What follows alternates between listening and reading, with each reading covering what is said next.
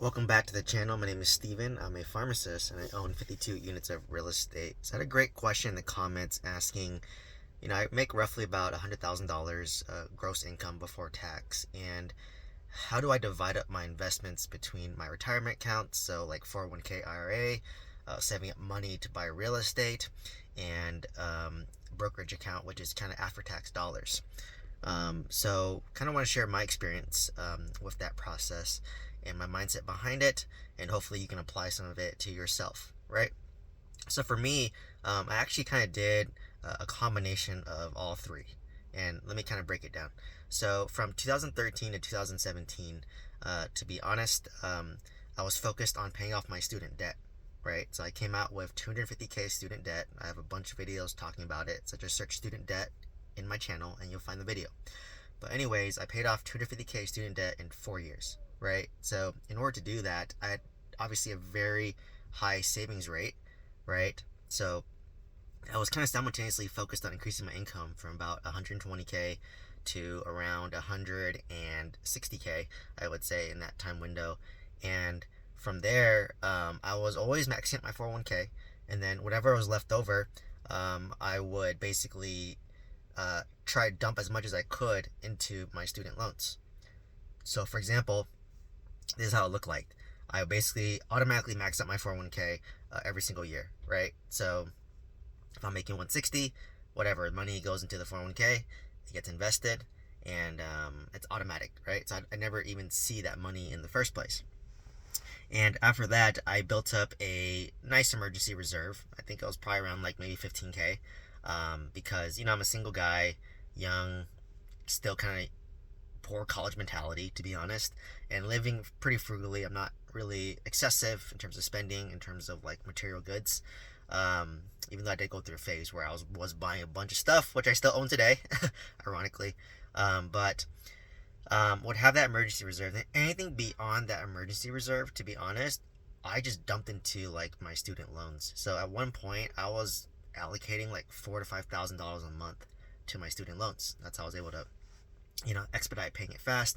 If I got tax returns in April, I would dump that at my tax returns at my student loans. If I got any lump sum of money from a bonus, I'd throw it there, right?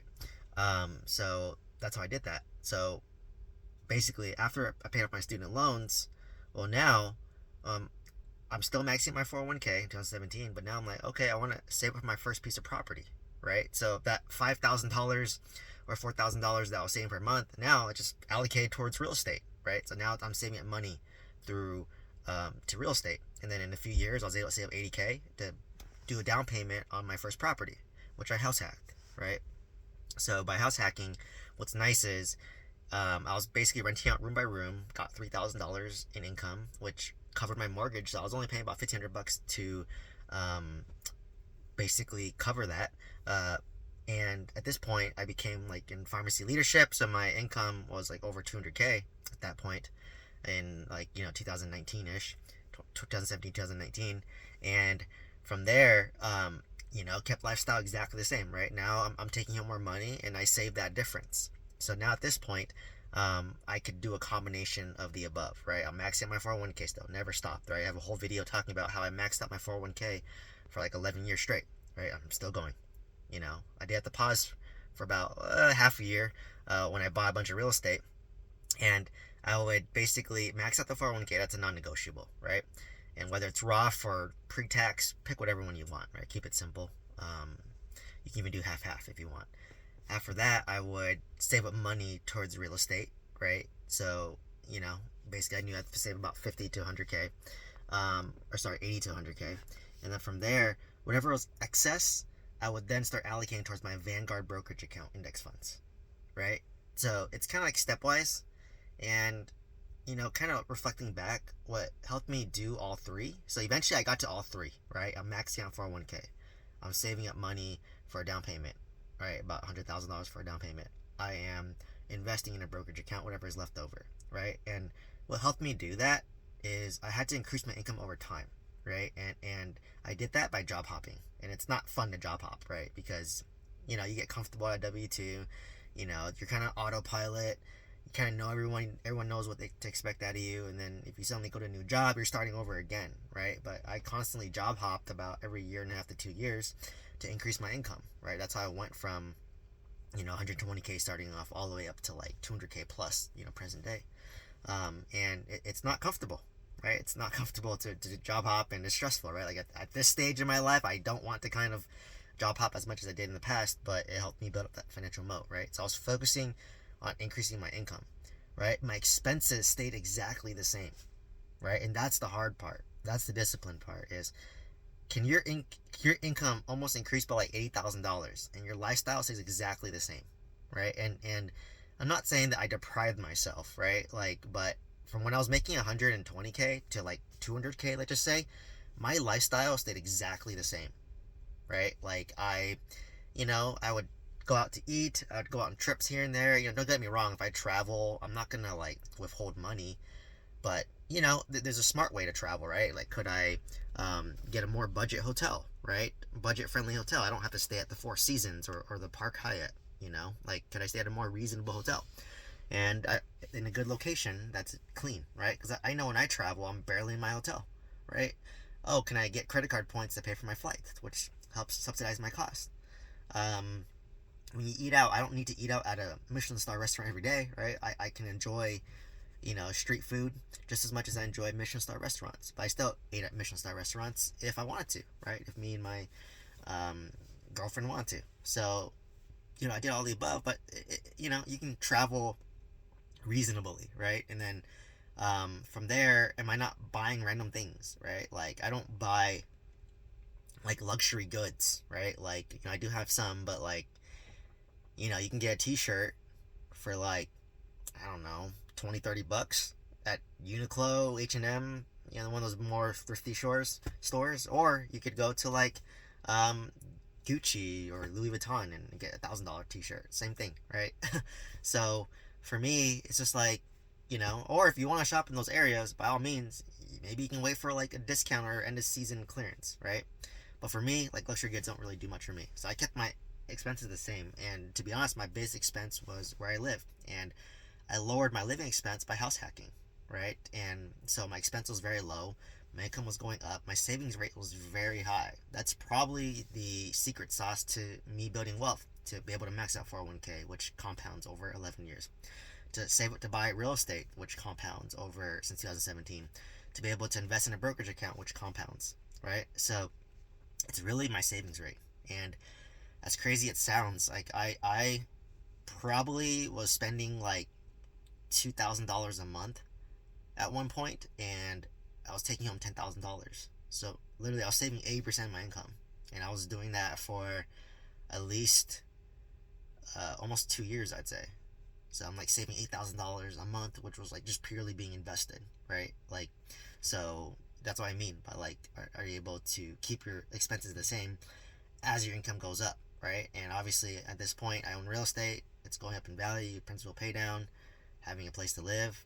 That's really what it is, right? So if you're willing to save 80% of your income, it's hard, it's not easy, but I'm single, no other obligation, so I could do it, right? In that time window. And I was still living like a poor college mentality, but because I was able to save 80% of my income, it helped accelerate me into financial freedom, right? To be able to buy real estate, which compounds, to max out my 401k, which compounds, to invest in index funds, which compounds, to even invest in life insurance, which I get a lot of hate for, but to be able to do that, right? Because I save 80% of my income, right? And even today, like, I'll be honest, like, between my job, um, between my, real estate income, between my businesses, um, I haven't really lifestyle inflated that much, but I do have a mortgage now, right? That I will split with my fiance. So that's about like what, 3,700 bucks a month. But my income has gone up too. So like, if you look at the percentage, I'm probably still saving like probably 60% of my income, like, to invest or to cover real estate, right? And as I kind of aim towards early retirement and kind of weaning back from my W-2, as I start the family plan, I do want to sell off one of my properties to then take that equity to pay off my primary residence to lower my expense, right? Because what I've learned is there's two ways to basically be financially free. You can increase your income, right? Income is unlimited upside, and you can decrease your expense. And I understand that expenses, it's you can only go so low, right? But for me, if I can remove my living expense, having no mortgage, and just focusing on property tax, insurance, HOA, like that's doable, right? And that's still gonna be $2,000 a month, but that's the best that you can do in California, right? Like, unless you live in a house for free with your parents, right? So that's about the average cost of rent. So can I lower my living expense to $2,000 a month? And what's crazy is I live in a 3 bedroom. If I wanted to, I can literally rent out 1 bedroom, which is vacant, for $1,000, and now my living expense is $1,000, right? So, or I can rent out the 2nd bedroom too, which I want to make my YouTube studio, but like, I could rent it out and I live there for free, but I have to deal with living with 2 tenants, right? And at this stage of my life, I don't want to do that. Maybe one, but not two, right? So that's how you kind of keep your expenses low, right? If I want to. So that's really how I would do it. So to kind of summarize, you really want to increase your income as much as you can, and while doing that, keep your expenses exactly the same. And by doing that, your savings rate increases significantly, and then it gives you options, right? It gives you options to continue to max out your 401k. It gives you options to save up for a real estate, right? Like, if it was me, I had to choose, my kind of order of sequence was, max out the 401k, right? That's a no-brainer, especially if they give you matching. The next step is save up for real estate to buy a house hack, or to buy a primary residence, or to buy like an investment property. Sorry, a primary residence to house hack. And then from there, any excess money, do brokerage. But to me, I would put brokerage as the lowest priority, right? So to me, max out the 401k, see how much money, net money you have left over, and then from there you can create your savings plan to save for real estate, right? Like, if you can save $3,000 a month, I was helping one student, I think he's like, I can save $3,000 or $4,000 a month, and you need to save up about 60k. So I just said, well, do the math. 60k divided by 4. If you can save $5,000 a month, then 60k divided by 5. If you can save $6,000, it's 10 months, right? So how fast do you want to get there, and how much are you willing to sacrifice to get there faster, right? It's up to you, right? So anyways, hopefully this kind of gave you some insight as to how I simultaneously maxed out my 401k while saving up a down payment to buy real estate, 10% down, while also investing in brokerage. I will say, present day today, I don't invest in much as a brokerage, because I am trying to build up my reserves again. So I'm just maxing out my 401k and then saving up money, not to buy real estate, but to build up my reserve, because I own 52 units now, and I want a bigger emergency reserve fund as I start to family plan, right? Because I'm pretty conservative in that sense, right? Despite having so much real estate, and then also looking to maybe potentially sell a piece of real estate as interest rates drop down, the value will go up, and then take that equity to pay off my primary residence, to then not worry about that expense, and it gives me the optionality to have my fiance, my future wife, be part-time, to have me be part-time, and then eventually maybe we're both like retired, or just working 1 day a week, whatever that looks like, right? Anyways, if you want to buy multifamily real estate with some guidance or some coaching, check out the description down below. Let me know if you have any questions. Hopefully this gave you value. Hopefully this gave you some insight as to how I was able to do it, and you can take some nuggets from that and apply it to your life, right? Please like, comment, subscribe, and share this video with somebody who can find value. Thank you so much.